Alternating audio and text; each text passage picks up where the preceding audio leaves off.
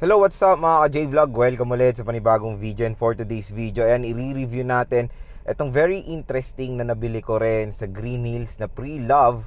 Ang napakalupit at grabing sikat na smartphone for ang Samsung Galaxy Z Fold 2. Ganda pa kaya ito ngayon 2024? Tara mga ka-J-Vlog, check natin.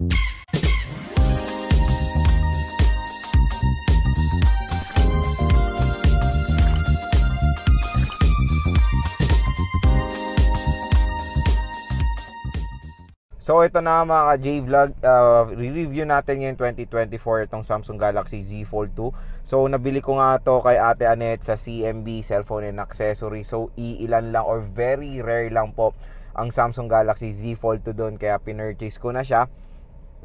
Pero I think binebenta to ni Ate Annette. Ano to kasi nung ni-stock niya, kinuha ko agad, di na namin to vlinag. Pero binebenta niya ata to ng around 15 to 17,000 pesos, 256 gigabytes. Alisin natin yung case kasi bumili ako ng napakagandang case niya. Ayan, may handle. So, alisin natin. 256 gig itong Samsung Galaxy Z Fold 2 na to. Ayan siya. So, ito rin yung hinahanap ko before. So, lumabas to nung year 2020.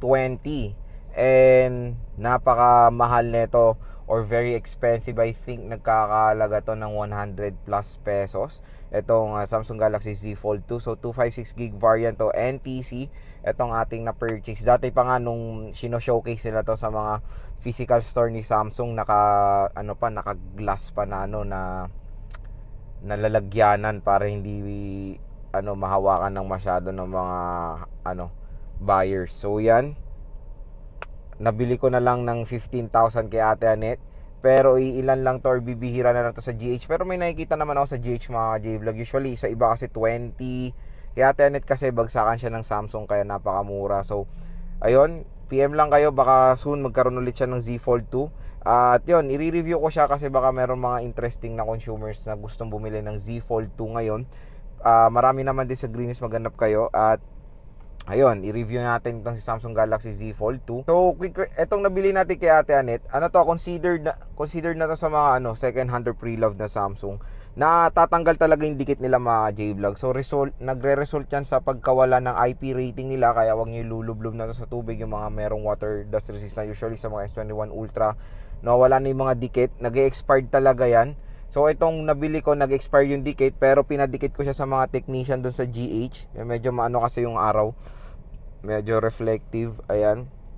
So nilagyan nila muna ng tape, pero nilagyan na nila to ng glue. Hindi ko muna nilagyan yung tape para talaga dumikit siya. At since ganito na siya, or natanggal na talaga yung factory glue niya, example S21 Ultra to, wag niyo na ilublob sa tubig, wag niyo nang iris. So ito kasi I think hindi to water dust resistant. Nagsimula yan sa Fold 3, pero ito hindi to water dust resistant. So wala tong IP rating mga J-Vlog. And yon, tignan natin napakaganda pala nito. Meron ako Fold 3, ito yung Fold 3 ko. So meron ako Fold 3 tapos Fold 2. Ayan, napakamura na lang sa GH. Grabe, 100k before to. Ito siya. Ganda ng condition ng nabili nating unit kay Ate Annette. Ayan manipis pala to.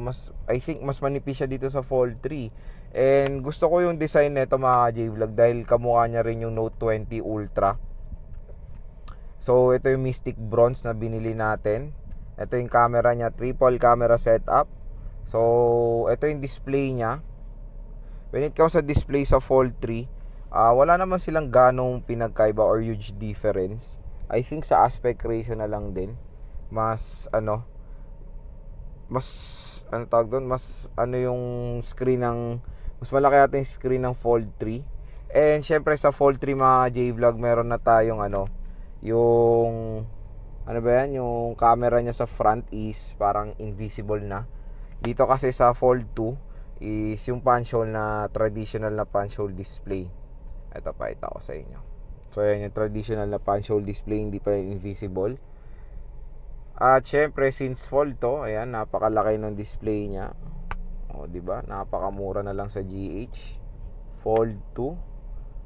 Very intact pa rin naman, walang ganong issue tong nabili natin. Makinis siya, yun lang yung main issue nito yung nawala yung factory glue niya, pero naayos naman natin, nilagyan na natin ng glue at very lightweight to. So alisin natin yung fold 3 para ito. So ito yung fold 3 natin. Sa camera nagkaiba na sila. So yun yung orientation ng camera. And yes, napakasulit pa nito, very powerful pa rin to. So yung chipset nito is a flagship chipset before the Qualcomm Snapdragon 865 5G. So 5G na tong si Samsung Galaxy Z Fold 2. At when it comes sa games, so mamaya magpapakita ko ng mga quick game test about sa ML.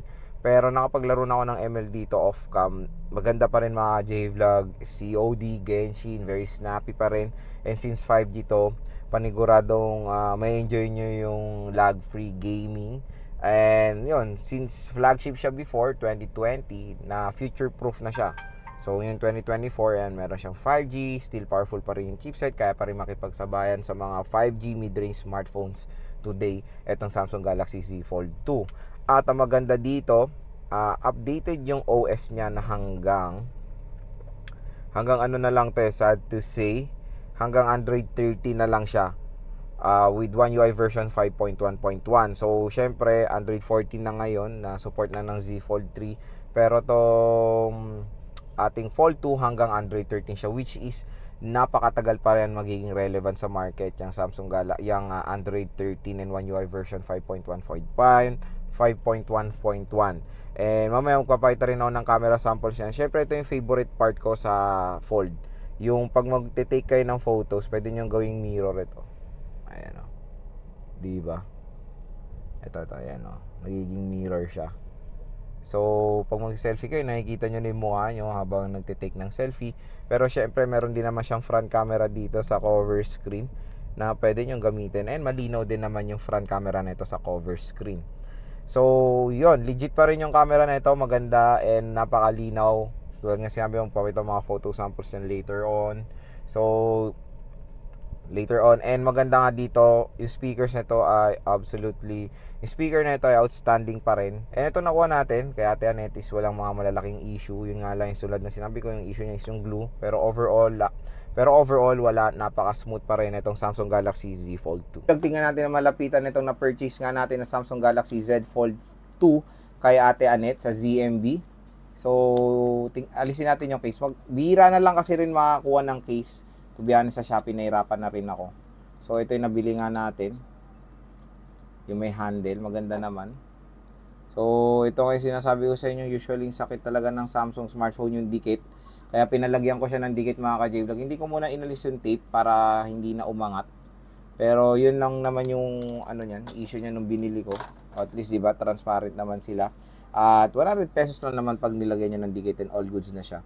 Syempre, hindi na advisable pag mga pre-love na mga Samsung units na ganitong katanda na yung water resistant nila, nawawala na. Kasi yun nga, na-expired yung glue. So, alam ko hindi naman to water resistant yung Fold 2. Yung Fold 3, mga Samsung S21 Ultra, huwag nyo na ilublob sa tubig, lalo na pag pre-love, syempre. Ito yung ating nabili. Makinis siya mga J-Vlog. Ang ganda pa ng quality nung nakuha natin. Ito yung bronze. So, ito siya. Ayan. Bihira lang kasi magkaroon na ng pre-love na Fold 2 sa Green Hills. So, tinanong ko si Ate Annette nga. So, yun nga. Nabili natin to ng nasa 18K. Ang bentahan pa nila neto. 14 to 18K. Depende sa condition kasi. So, ayan siya. Ang ganda pa rin neto nakuha natin. Ito yung front display, of course. So, dito yung complete redesign ng Fold series. Kasi, di ba sa Fold 1, napakapangit, napakaliit ng screen. So, dito talaga, sa mga second generation, inaayos nila yung mga flaw nila sa mga first generation. Kaya yung iba hindi bumibili ng mga first gen na bago labas sa units. Kasi maraming flaw yon. Tapos inaayos nila yan sa second gen, which is ang laki ng pinagbago ng Fold 2 compare sa Fold 1. Lalo na of course sa display. Full screen display na siya. Ayan no. So pwede na kayo ditong mag-surf din ng internet or mag-games din. Pwede na naka-close. Tapos syempre pag in-open natin, nandito na lahat ng ganap mga ka-J-Vlog sa ating unfolded display. Ayan, napakalaki.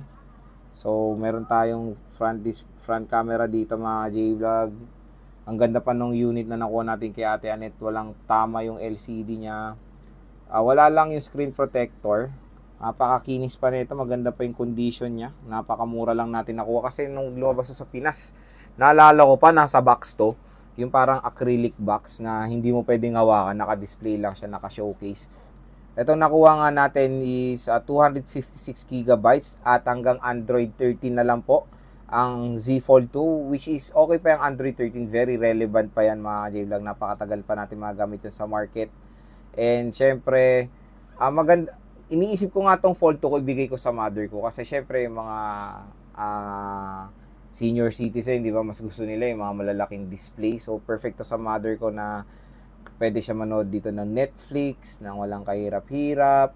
Tapos magfe-Facebook siya, ang laki ng display, di ba? Tapos magte-text.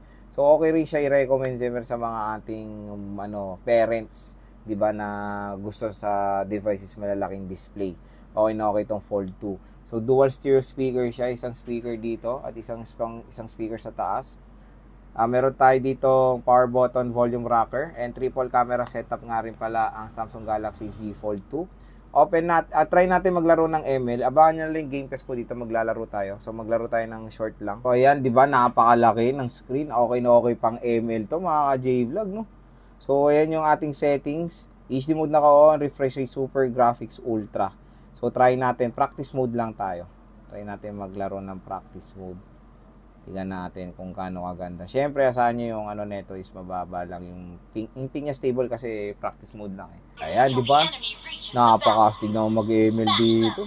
Ganda ng screen, oh. Hanggang ngayon, mga J-Vlog, grabe. 2022 lumabas, pero still, napakaganda pa rin netong Samsung Galaxy Z Fold 2. Oh, grabe yung display naman nito. Napaka-premium. Kitang-kita mo na yung doon, no? Kung pupunta na yung kalaban doon sa taas. Yan yung advantage ng large display, no? Oh, di ba? Smooth siya. Sabahan niyo lang, magpo-full game test naman ako dito. Pero napaka-solid nito pang ML still hanggang ngayong 2024. Di ba? Here's a shortcut to your defeat.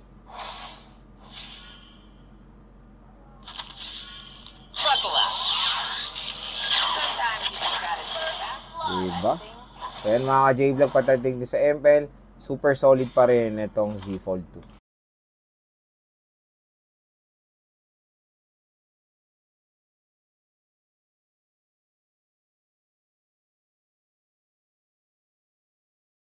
Mga ka-J-Vlog, yung full review natin dito sa Samsung Galaxy Z Fold 2 ngayon 2024.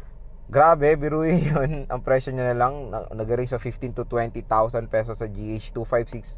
I think may 512 pero 256 still napakasulit pa rin yan. And napakaganda niya pa rin i-recommend, to be honest mga J-Vlog. Yung Fold 3 mura na rin, nasa around 20 to 25,000 na lang 256. Pero kung meron kayong chance makakuha ng Fold 2, yan nasa murang halaga, grab nyo na dahil bibigyan kayo nito ng kakaibang experience when it comes sa smartphone. Dahil itong smartphone na to ay /smartphone and /tablet. Ayan. So ayan, kung interesado kayo, grab nyo na yung chance magkaroon nito sa Green Hills. Maghanap na kayo sa Green Hills. Pero, syempre, first PM nyo muna si Ate Annette dahil meron naman siya in-offer na Fold 3 or Fold 4 na mas okay at mas murang halaga lang.